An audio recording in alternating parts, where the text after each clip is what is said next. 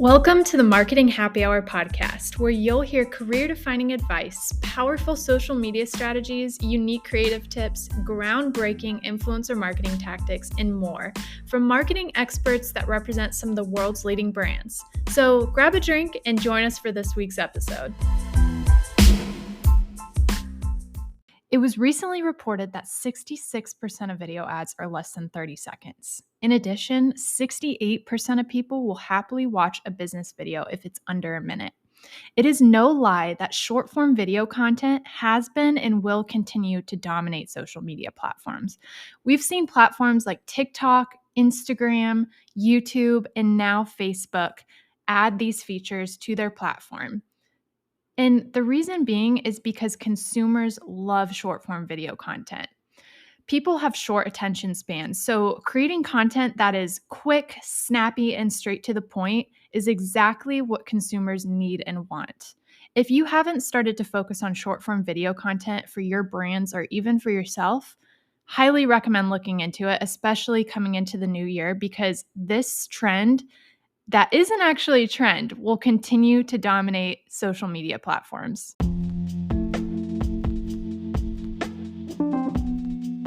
This week, I was so excited to sit down with Jenny Park, Senior Influencer and Partnerships Manager at LinkedIn.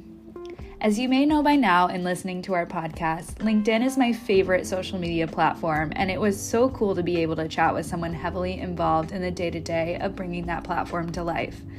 When I started following Jenny on Instagram, she was working for General Mills on the Cheerios brand team, and I've admired from afar all of the career steps that she's taken since then.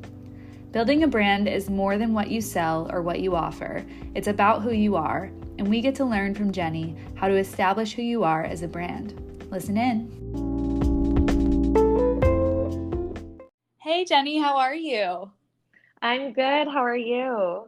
I'm doing well. I've been following you for so long on social media, so I'm so excited to speak with you. But before I do, I have a very important question for you that we ask all of our guests here on Marketing Happy Hour, and that is, what is in your glass tonight?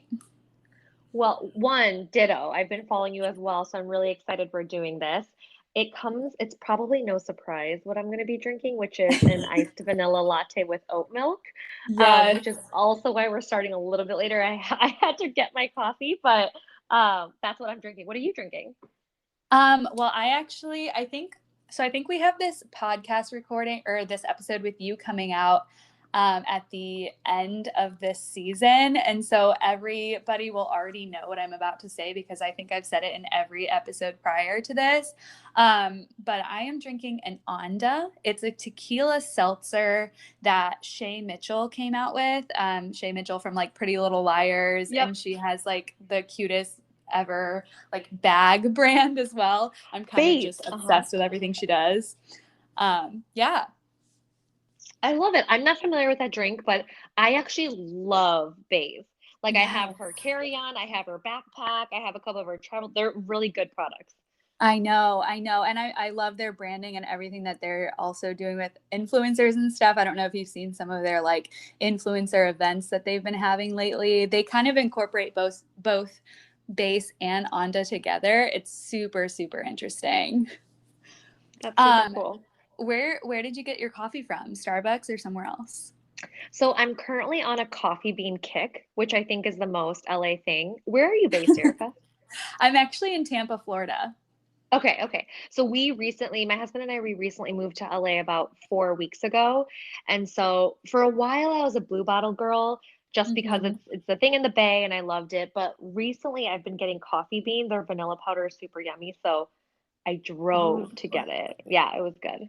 That sounds so good. We'll have to chat all things LA coffee because I have like so many LA shops on my bucket list. I am like dying to hear how they are. So if you've been to them, we'll have to chat after this about that. Yeah, absolutely. So you've been at LinkedIn for quite a while now, and prior to that, you were at General Mills. I actually think I started following you on Instagram when you were on the Cheerios team there. Could you share a bit about your background and then kind of how you've built your career into what it is today? Yeah, I'm happy to. So I started my career actually in advertising. So that's what I studied in undergrad. I went to the University of Illinois, Urbana-Champaign. They have a really incredible 4-year advertising program and a pretty robust chapter, the AAF, American Advertising Federation.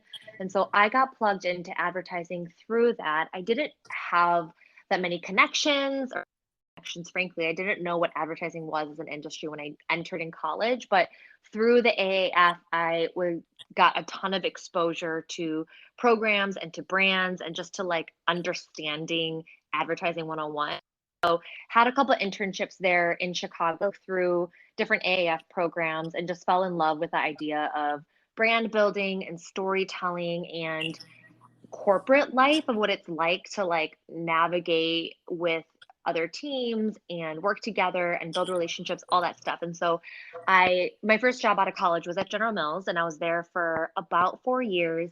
Um, and so in General Mills, I don't know if they still do this, but they were very much like a rotational type of company. Like every 18 months or so, it was like expected that every person in their entire marketing org rotated to different teams. And the whole idea was to give you exposure to small brands, big brands, um, like frozen brands, healthy brands, whatever you name it. It was just like just to become a really well-rounded marketer. And so, for those who aren't familiar with General Mills, they have a whole house of brands from Cheerios, which was what I worked on, all the way to like Yoplait, Nature Valley, Larabar, and like Hamburger Helper, Progresso. There's a lot of fun stuff there. So it was just like a huge dream when I landed that job, just because we grew up eating so many of those products, like snacks and Yoplait and stuff like that. Um, so I was there for about 4 years, like I said. When I started, I was in this interesting central function role called the Pricing Center of Excellence. I think that's what it's called. And essentially, my role was to be aligned to a certain category and almost like a consultant for that portfolio of brands and advising on their coupon, their pricing strategy, thinking of how it could align to different promotions that were going on and calculating like how much volume it would drive. It was a mess, Erica. Like when I joined, I literally did not know how to use Excel. I did not understand how business worked. And so it was bad, but I'm so grateful for that opportunity because I learned like business foundations and business 101. So I was in that role like pretty shortly, not super long. And I was pretty vocal about that my passion and I think and a lot of my was like a lot closer to social and culture. And so I had the opportunity to move over to Cheerios, where I was there for the remainder of my time. So then I started on social, and then my scope just continued to expand. So then I had PR and comms, and then experiential, and then eventually like all of our paid media strategy working with our agency. So it was a super fun time. Just every step of the way, just getting more experience and more understanding of build a brand and build relevance with your audiences. But around the that year when I left, one, it was winter and I was in Minneapolis. I was tired of the below 0 degree weather. And then I was also just like really curious about what it would look like to work in tech. I think it was around that time when like those like best places to work list came out and I saw like LinkedIn and other tech companies just like dominating that list. And I knew that LinkedIn was a very like mission brand, which was something that was really attractive to me and why I loved working on Cheerios. And so I looked at my husband and I was like, these jobs that I'm seeing, like they're not in Minneapolis. Like, and he's like, where Mhm. are they? And I'm like, they're in California. And he's like, go for it. Let's see what happens. And so it was kind of a whirlwind from there. Like I applied, I interviewed, I moved over. And so I jumped over to LinkedIn. My husband and we packed all of our stuff and moved to California, Bay Area. And LinkedIn was so great about it because they wanted me to start pretty quickly, but we had like responsibilities in Minneapolis. We had a community, and so they actually let me for the first few months do the job kind of remote and Mhm. fly back and forth like every other week to like have some FaceTime in the office, build relationships, but get to like close out the chapter in our life in Minneapolis, which was so fun to fly back and forth. So yeah, I came over to LinkedIn and I've been here now for 4 years. And even here too, my role has kind of just evolved like every year or so, which I really enjoy just getting change is something I'm really energized by, and like new challenges to solve is something that I really love. So when I started, I was in this like strategy and operations type of role, reporting into our CMO's chief of staff. And my role was really how do we build greater connectivity against within our whole entire marketing comms organization. At the time, I think it was like 700, and now we're like growing to 900,000, even more. And so it was like a quickly growing org. And that's also is pretty serendipitous when that was also the year that LinkedIn was investing in our brand for the first time. Like you would be surprised, Erica. I think if you saw LinkedIn like 4 years ago, we didn't have a font, we didn't have a guideline, we didn't have colors, all that stuff. And so as they were kind of building that out there, I kind of raised my hand and I was like, hey, I have my background is in brand. Like I'd love to dedicate some time also supporting the team. And so I worked with the team about like 50% of my time. And then that team grew and they were like, why don't you come over and join full time? And so I was on the brand team. Are as a brand, who we want to stand for, how is that going to manifest itself in our expression, and then now how do we enable and inspire our entire company of 16,000 employees to like board and internalize our brand and really have it come to life, as I'm sure you and so many others who are also in the marketing field understand, like brand is every single touch point that people engage with you on. So how do we get everyone to really adopt this brand?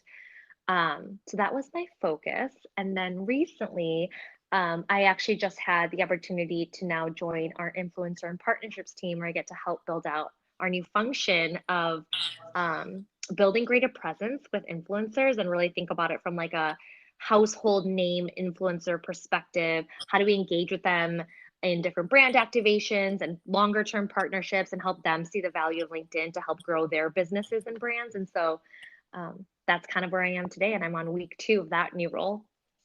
That's incredible. I love hearing the story about the early days of LinkedIn.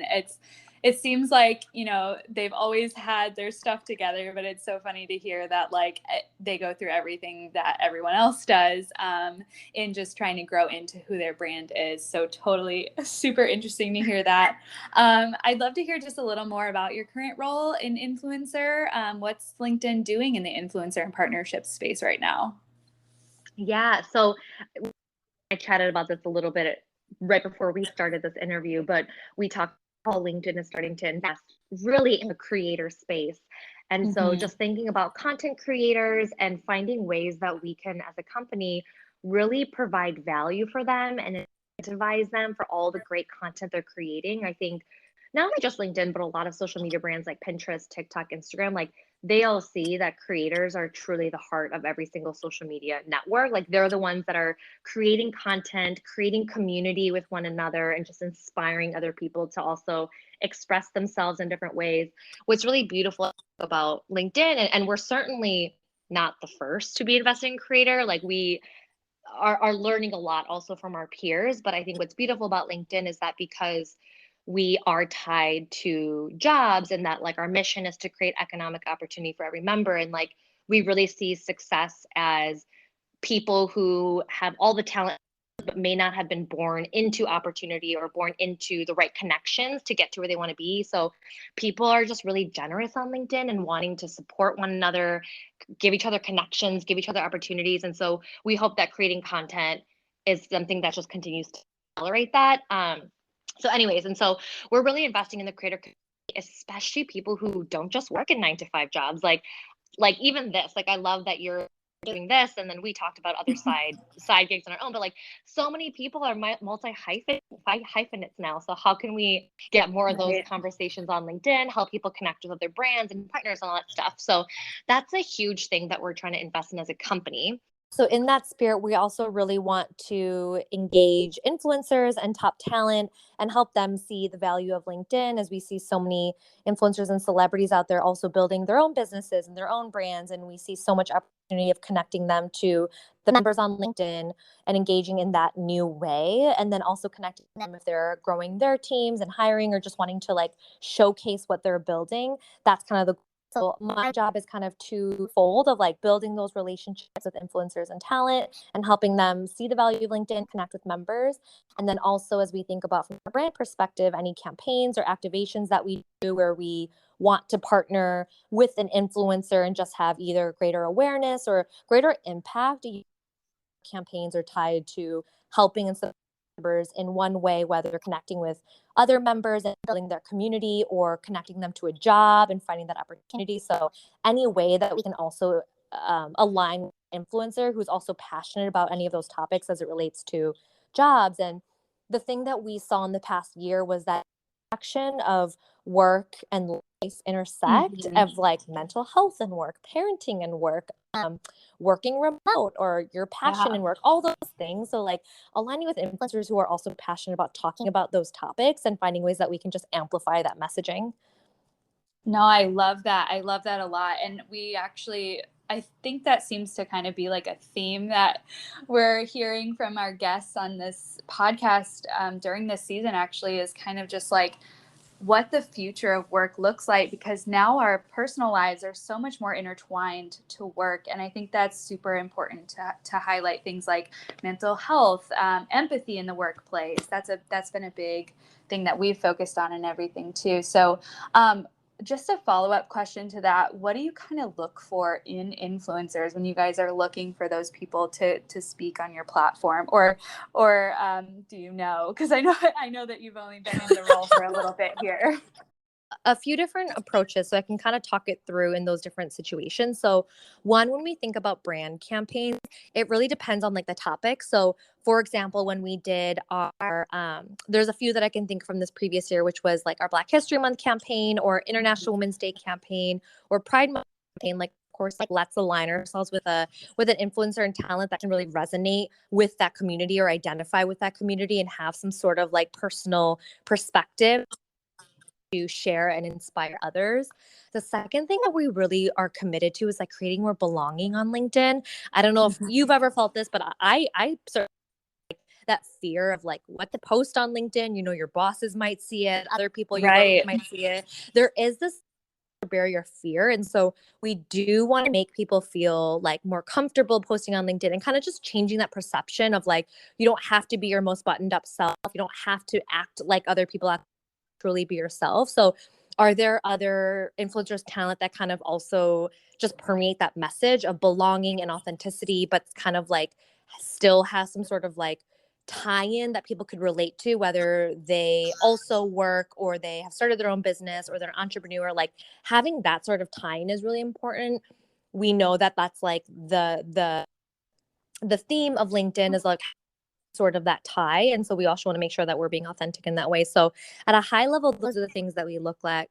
From like an ongoing evergreen perspective, I think there are a lot of influencers who are not on the platform today, but can hit those few things that we talked about that are aligned with our mission of creating economic opportunity, whether that's through like helping other communities rise up, whether it's through mentorship. Like there's so many people who really are passionate about that in their own perspective, and also have businesses and brands that were like, oh, you would be so great on the platform and people would love to like connect with you and follow you and like be inspired by you. So there are some of those people who are currently not on the platform that we'd want to engage with it.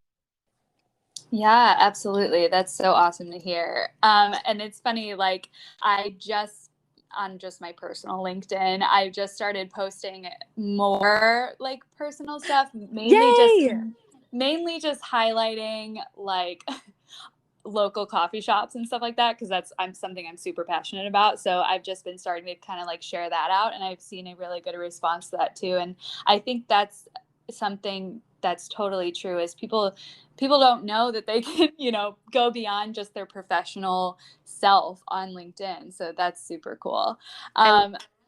Yeah, I always say that LinkedIn is my favorite social media platform. I think that there's so much untapped potential in connections that you make on LinkedIn. And actually, that's how we've gotten a lot of our marketing happy hour guests, actually. And unique in that connections are kind of reciprocal. So instead of just like following someone on Instagram or following someone and they never really see who you are, if you connect with each other on LinkedIn, it's kind of like they're following you back. So that's one big thing that I apart from other social networks. Is there anything else that you think sets LinkedIn apart? That makes me so happy. That's awesome that you've been able to source people in that way. I'll speak about this like from a personal level. Like I check LinkedIn a lot through my day. Like it's on my homepage, so it's an embarrassing amount. But so I can share personally like how I sets itself apart compared to other social networks. And for me, I think there's something.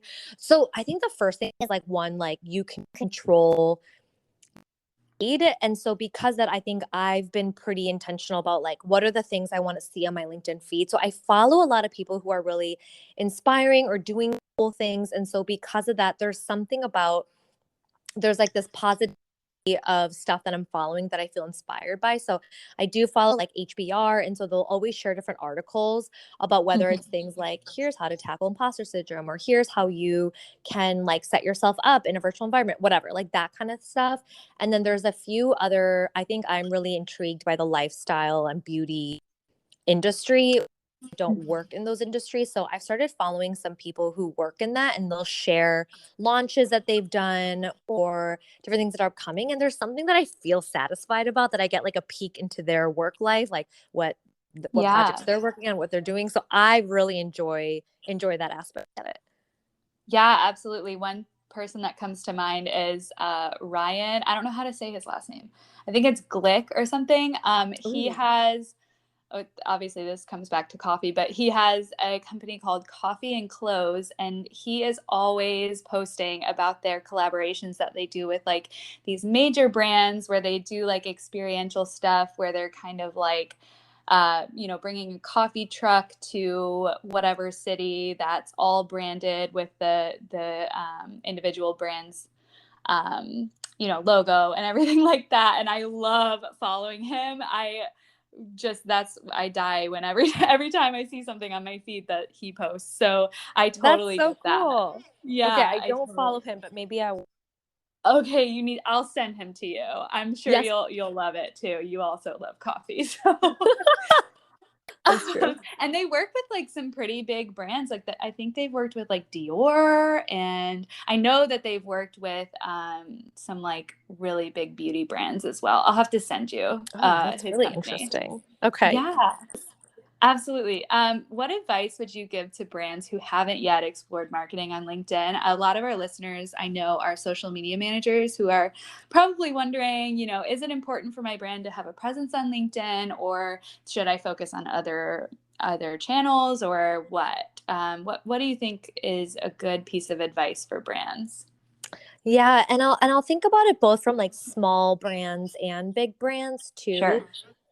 I do think so. I think and tell me if agree, but the thing that I've seen that's so huge in the last couple of years as a trend, but also for me personally, that there's something about brands that we're really attracted to, but now it's all like, what is their company culture like? What is their Right. employee experiences like? What do they stand for? Do they stand for anything? Do they mean it when they stand for something? So all of that also feels like it's truly part of how people perceive brands now as like it, but also would I want to work there one day?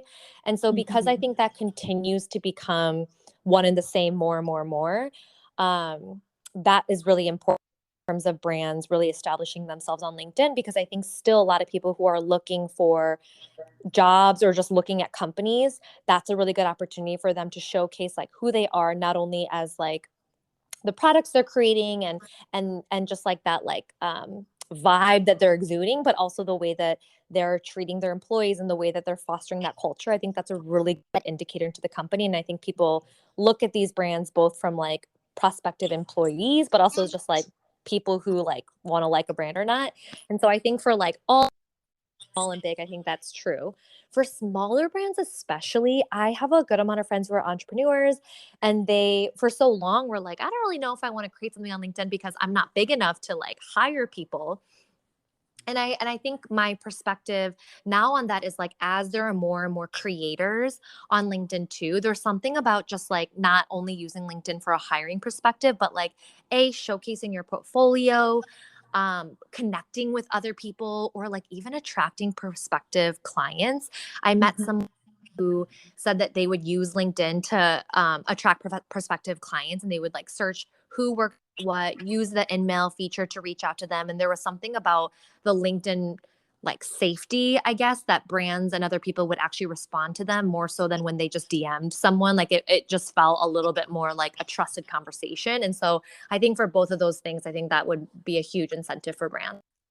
Yeah, absolutely. And I think more and more brands are starting to have those like important conversations, starting to take the lead and showcase that on LinkedIn, kind of like how you said, in perspective employees and things like that. I've seen like Bumble and, some other people follow in their footsteps, kind of post on there that they're, giving their employees a week off because they want to just invest in them further and give them a little bit of a break since this whole pandemic stuff has been just insane. So I think that's super inspiring to see on LinkedIn as well. I love that aspect of Bumble's so cool too. I love following Bumble. I know, they're the best. I actually applied for a job at Bumble like a long time ago. I was like, and it totally was not a job that would have suited me. I just was like, I'm just going to apply for whatever I can. It was like I honestly think it was like before, I don't know, it was like right after I got out of college. I lived in Nashville for a while, and it was like when I was living in Nashville right after college, I was like, I'm going to work for them. They're amazing. But now I just follow them on LinkedIn. So, I mean, it's kind of the same thing.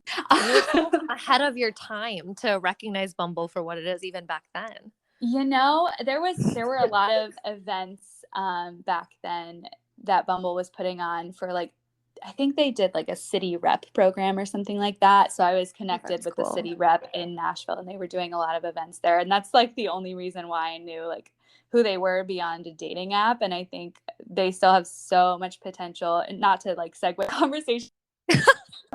They still have so much potential with their career side of things, their Bumble biz. I think that's incredible. So anyway, back to LinkedIn and back to you. So a lot of your experience prior and then kind of coming into the global brand manager role at LinkedIn revolved around brand building and managing brand expression. So what's something within the brand building space that you're most proud of accomplishing, whether it's at LinkedIn or in your previous experience? Oh, that's such a good question. I think one thing with LinkedIn, so before, like I joked that we didn't have brand guidelines or like a font or anything, but what was about LinkedIn was that like our culture was very much like what we said it was, like cared about relationships. We want people to be their authentic selves. We want people to have career transformations. Like we want people to like just like have those friendships and true. And so, but what we knew about how people perceived LinkedIn, that they were like, oh, LinkedIn is just for the CEOs, or LinkedIn is just for like the ladder climbers, or there was this perception out in the world about what LinkedIn was. And it just was so different than what the culture was worked there. And so a lot of what doing when we were creating the guidelines and codifying all of it was really helping employees see like we people like members and customers to see LinkedIn the way that we see it. So one of the coolest things I got to do in my job was we did these like immersion sessions, or almost like trainings of helping people understand like who we are as a brand and who we want to be and the way that we're going to express ourselves. And I got to go around the world. We did it through Namer, or we did it through like the Bay and Chicago and New York. And then I got to go to Dublin, London, Singapore, China. Yeah, to connect with those employees all around the world. We are global brands. We want to be represented in that way, and helping people understand, like almost like feel it, especially just like for a company. It's hard to like your brand or feel it and see it and kind of like make it feel tangible. Like it's not like a cereal box where you could be like, this my baby. We really want to help people to see like this is who we are, and like how every employee kind of feel that type of like pride and ownership to want to communicate that in everything that they did. And so that was like one of the coolest things I worked on. And I think that's the thing I learned, is that like your employees for every brand need to, and not just the brand team and not just the marketing team, needs to understand what it is and also have a sense of ownership of how they can exude that in everything that they do. Absolutely. Yeah, that's such great insight. And that's so cool that you were able to travel all around and kind of like bring that to the masses. That's amazing. Um, well, obviously LinkedIn is like the top, networking website. So what are your tips for networking actually? And what strategies can people use on or off LinkedIn to build relationships and really cultivate a career that they'll love? Oh my God. Good question. So I would say on LinkedIn is like you can comment on people you don't know. Like you can comment and Yes. engage with people. That's something that I've started been doing more recently. And I do that on Instagram. Like I'll comment and engage with people that I don't personally know and kind of build relationships that with them in that way. So I've been trying to do that more on LinkedIn. And I think there's something there about it feeling less intimidating, that if you don't want to formally invite them to your network or connect in that way, like you can just like comment and engage and see what happens and have conversations in that way. If you are reaching out to someone that you don't know, asking a question or finding a way to connect that maybe is setting up time for a 30-minute phone call. I know that sometimes it's hard to, especially when people are zoomed out all day, to be like, oh, I need a Yeah. 30-minute phone call. So if you could ask a question, and I think people are more than happy to like answer like via text, I think it's a little bit a lower barrier in that way. Yeah, absolutely. I know. I get a lot of like, I don't think it's just like random people trying to connect and reaching out to me and just saying like, can we set up a 30-minute call? And I'm like, oh man, well, I would love to hop on a call and help you, but I know that you're going to sell me something or try to sell me something. And I'm like, oh my gosh. So actually just insight from you, is that a good tactic, or is there another way of going about it, more like, organic and conversational, and then maybe a sale will come, later on in that connection? What do you see works best? That's a good question. I think so. I think that is what it is, because I do think even like selling is still relationship building first. I don't think no one feeling of being sold to, no matter what that is. And that's like you could immediately suss that out even before you know. And so I think there is something about building authentic relationships first. And I used to do that a lot. When I graduated college, I messaged everyone and I was like, will you do 30-minute coffee? We do 30-minute coffee. And a lot of people didn't respond. And I realized now I'm kind of like, yeah, that's kind of like good for me and putting myself out there, because there are people who have the capacity to do that. But if you don't know them, that like it's kind of like hard to ask them for that other time if you've never met them before, you don't know them. So what's another way that you can engage with them, whether it's like asking them a 5-minute question directly, or just following them and getting inspired by that way. Yeah, yeah, absolutely. I think that's perfectly acceptable. I say that I'm like, when people reach out and I can tell that they're going to sell me something, usually it's not like the people who are reaching out just like, "Hey, can I pick your brain for a hot second?" Like it's more, you know, I have this tool and solution that is perfect for you. And I'm sure it's perfect. And I honestly have been there. Like also how hard it is to be in a sales job. So I want to give them the time of day, but at the same time, I'm like, man, I just wish we could connect a little bit more before you just hit me with that. So yeah, I totally agree with that. I think anybody reaching out on LinkedIn should try to build that a little bit of initial connection before before the sale, I guess. Yeah, or you have something that you can provide them value for, like Mhm. sharing a piece of perspective or giving a tip, or like if you really think that what you have to offer is valuable, is different than feeling like you're selling something. Yeah, absolutely. I think people just a lot of times will copy and paste, and maybe I mean the people that I respond to for the most part are people that are reaching out that kind of say, "Hey, I saw that you're interested in this thing, and this is how I think that I can provide value to you," and not necessarily just, "Hey, this is a copy and pasted message from everybody that is on my." sending it to everybody. So totally agree with that. Well, we're nearing the end of our interview here, Jenny, and I've loved our conversation. I'm really obsessed with LinkedIn, so it's really fun to talk to somebody who's like in the day to day. Love that.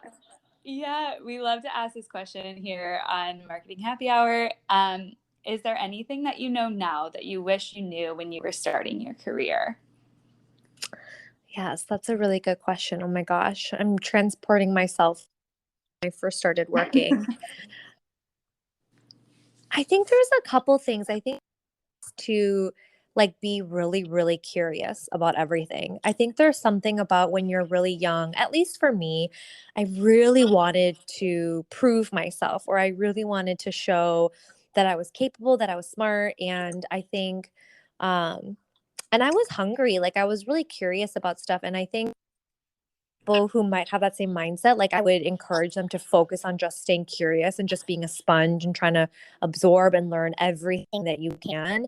Watch the people who are impressing you, be in those same rooms, try to see what they're doing, see what you like, see what you don't like, learn some of the fundamental things of like being responsible, following through, the soft skills of how do you manage a meeting, how do you course correct when something goes wrong, just being a sponge and just focusing on that. Like I would tell like my 22-year-old self, Jenny, stuff like worry about that, worry less about like what your next title is going to be.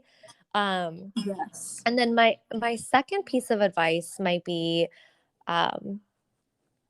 like be bold to be yourself. I think for me so much also my earlier in my career, I needed to act and look a certain way to be successful. And yeah, there is a little bit of an adjustment of like how do you to be taken seriously. Like I get that there's like different environments where certain behaviors are appropriate and what's not appropriate, but I think I'm realizing like, like exactly who I am is actually going to be my strength, and like leaning into who I am and like I operate, which is through relationship building, which is through being curious, which is through like asking questions if I don't know the answer, and that's okay. Like those are all things that are going to be assets for me. And so I would encourage like continue to learn about who they are themselves and being comfortable that some of those things that's in being successful.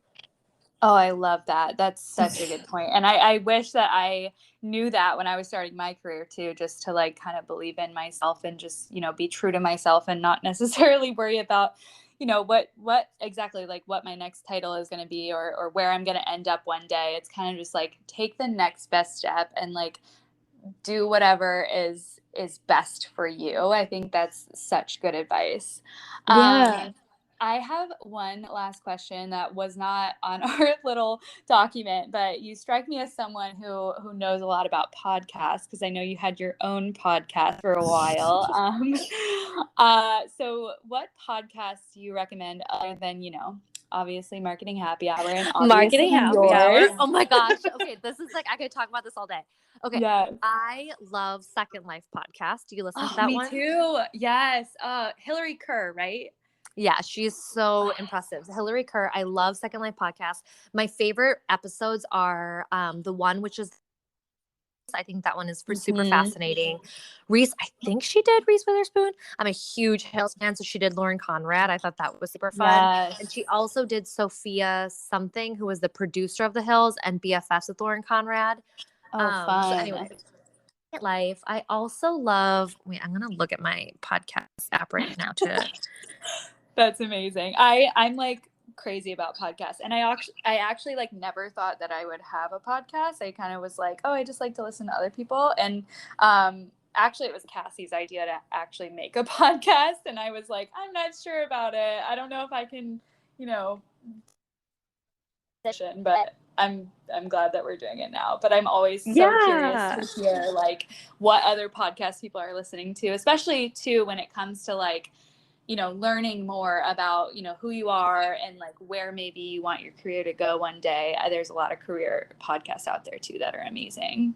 I love that you're doing it. The other two are obviously The Armchair Expert by Dax Shepard. Yes. And then it's a new one, which is called, The Financial Feminist Oh my from this gosh. woman named Tori. Yeah, she Yes! runs her first 100K. Do you listen to that one? Oh my God, I love her. I think she's amazing and she's doing incredible things for is incredible. I followed her. I think I saw her first on TikTok, and then I followed her on Instagram, and she has just blown up recently. And she only has like one season of her podcast, and I've listened to every single episode. I've listened to a few of them twice because I think I was probably just passively listening the first time. Right. I think she's incredible. She is really impressive. Yeah, I don't know when I started following her on Instagram, but she has totally blown up. Yeah, As I she know. should. She deserves it. I know. And it's funny you mentioned the Armchair Expert. I just listened to it. I think their episodes are a little bit long for just like like me listening to things. But I listened to the Tom Brady one and the Shawn Mendes one. I just think it's so incredible to hear like different perspectives from these people that you just see everywhere and you never really get to know on a personal level. I think it's so fun to hear on like a podcast in a different setting than what we're used to. What's your favorite episode with that one? Oh wait, did you say already? Dax Shepard, it's so funny. Yeah. I like couldn't sleep one night and I like literally dedicated an entire Instagram story to tell my favorite episodes of The Armchair. There's two that I'll say, and I think I listened to them more recently, so maybe that's why. One is with BJ Novak, and BJ Novak is from The Office, BFS with Mindy Kaling, and I think what I loved about that one is like how human they got. They basically just they were as people, and there's something so fun about that. Oh, anyone with Kristen Bell is fun. Yes. I'm a huge fan of her. And then this woman, why am I forgetting her name? She's Captain Marvel. And I just wouldn't have expected her to be so thoughtful and evolved and in tune with herself that I listened to that one a few times. And I even took notes because there was just something about that was like, I'm becoming a better human being by listening to this. That is so awesome. And that's the goal, obviously, with every podcast. I love that. Well, Jenny, where can everyone find you on, LinkedIn, of course, and on Instagram? You can find me on Instagram at Coffee and Honeycomb. And yeah, that's pretty much the main thing right now. I have a YouTube channel. It's called Mohe with Jenny Park, and that's another place where you can find me. I post pretty sporadically, so not super consistently, but I do talk about like financial fluency for women as well as different career advice conversations. I did a feature on like the AAPI community during AAPI month, and so that's kind of what the focus of the channel is right now. Oh, that's incredible. We'll put everything in the show notes so people know where they can find you. And thank you so much for joining us. I'm so glad that we were able to connect finally after following each other for such a long time. And I'm glad we were able to make this happen. So thank you so much. Likewise. I love this. Huge congrats to everything that you're building with this podcast. Oh, thank you so much.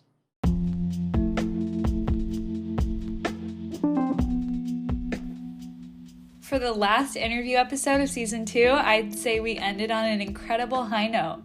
Thank you so much to Jenny for sharing all of her brand building insight with us. If you also enjoyed this episode, please remember to rate and leave a review. And as always, keep up with us on Instagram at Marketing Happy Hour. That's at Marketing Happy HR.